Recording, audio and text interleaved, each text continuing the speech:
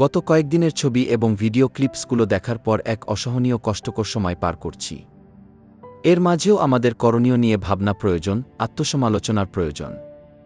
গোটা বিশ্বজুড়ে উম্মাহ আজ অনেক সমস্যায় নিমজ্জিত, যার অন্যতম কারণ হল জাতি হিসেবে আমাদের নিজেদের পরিচয় ভুলে যাওয়া।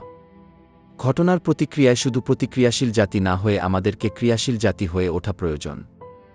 এর মাঝেই আমাদের মুক্তির পথ নিহিত। আমরা শুধু তাদের ব্র্যান্ডগুলো বয়কট করতে জানি, কিন্তু আমাদের নিজেদের মানসম্মত কোনো ব্র্যান্ড নেই।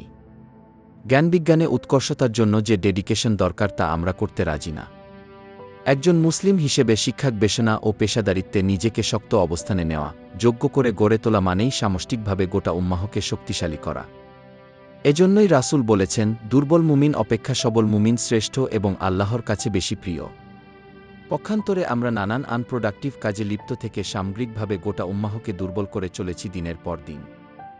এভাবে চলতে থাকলে উম্মাহর সংকটময় মুহূর্তেও এই বিশাল জনসংখ্যা গুরুত্বপূর্ণ কোনো কাজে আসবে না, ঠিক যেমনটি এখন কোনো কাজে আসছে না। আল্লাহর রাসূল বলেন, অনতিদূরে সকল বিজাতি তোমাদের বিরুদ্ধে ঐক্যবদ্ধ হবে, যেমন ভোজনকারীরা ভোজপাত্রের উপর একত্রিত হয় এবং চারদিক থেকে ভোজন করে থাকে। একজন বলল, আমরা কি তখন সংখ্যায় কম থাকব হে আল্লাহর রাসূল? তিনি বললেন, বরং তখন তোমরা সংখ্যায় অনেক থাকবে, কিন্তু তোমরা হবে তরঙ্গতাড়িত আবর্জনার ন্যায়, শক্তিহীন, মূল্যহীন।